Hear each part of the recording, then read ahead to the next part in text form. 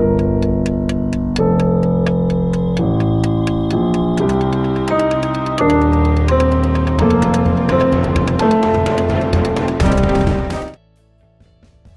is an important part of our everyday lives, yet we don't spend much time wondering about what goes into our foods.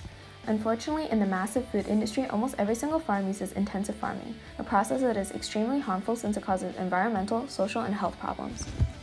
Intensive farming is a process where industrial factories aim to produce the maximum number of products per area of land. This process is subdivided into two groups, intensive crop farming and intensive animal farming, which both cause serious damage. Though intensive farming happens all around the world, it is also a local ecological issue since Ontario is the province with the highest density of intensive farming operations in Canada.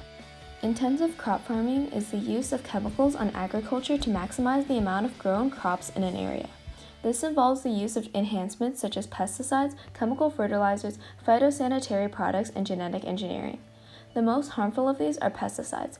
Pesticides are chemicals used to kill certain pests that feed on the crops. However, pesticides also contaminate soil, water, air, and other vegetation at the same time. Surface and groundwater is contaminated by runoff from pesticides in plants and soil. If these contaminated reservoirs feed into our drinking water, it can affect the water quality depending on the chemical. Well, not only is drinking water affected, but also aquatic wildlife. In 2001, a study showed that over 90% of samples of water and fish from major rivers contained at least one pesticide. When pesticides enter aquatic ecosystems, it can unintentionally kill thousands of fish and other aquatic organisms. Soil can also be contaminated by pesticides through leaching. A heavy usage of pesticides deteriorates soil, making it lose its capability to hold onto nutrients.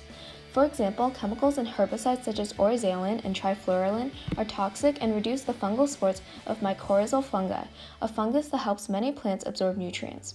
Discontinuing the usage of pesticides would reduce the amount of contaminated ecosystems and help wildlife flourish. Intensive animal farming, or also known as factory farms, raise the highest number of animals possible in the smallest space that the law allows. Environmental risks of intensive animal farming include manure leaks and spills, ecosystem damage, and air pollution. Manure leaks and spills is when animal waste from intensive farming is placed in holes called feedlots and often overflow onto nearby cropland and water bodies. This causes odor problems and water pollution. Ecosystem damage occurs when a large amount of leaked manure increases phosphorus levels in water, which speeds up eutrophication. It is suspected that eutrophication in Lake Winnipeg and the southern portions of Lake Huron are caused by upstream factory farms. It also leads to killing fish, contaminating groundwater, and poor drinking water quality. Finally, air pollution. 2/3 of the world's nitrous oxide and ammonia emissions are caused by livestock operations. These gases contribute to climate change, acid rain, and acidification of ecosystems. Intensive animal farming also affects nearby rural communities. Imagine a foul smell drifting from your open window. When you peer out over the windowsill, the unsightly scenery accompanied by a barrage of trucks only remind you about the factory farm you live by. Not only do communities near the lagoons of factory farms have a poor quality of life, there are health hazards that have been examined. Because of respiratory, neurobehavioral, and mental illnesses, contaminated ecosystems, lack of groundwater supplies, heavy truck traffic, strong odor, and unsightly scenery.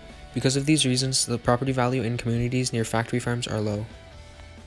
During intensive animal farming, animals live in unnatural conditions which result in weak immune systems. In order to prevent major diseases, antibiotics are fed routinely. According to the World Health Organization, the antibiotic resistance bacteria contributes to human antibiotic resistance levels for treatments of some infections like E. coli. Growth hormones are also used in intensive farming. Studies have shown that milk from hormone-treated cows contain 10 times more IGF, a carcinogenic hormone.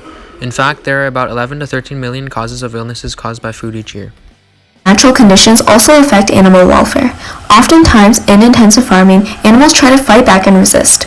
In order to counter this, humans cruelly use procedures such as debeaking a chicken or docking off a pig's tail without anesthesia. Chickens are inserted in a machine that resembles a small guillotine. After having their beaks chopped off, many stop eating and die of starvation.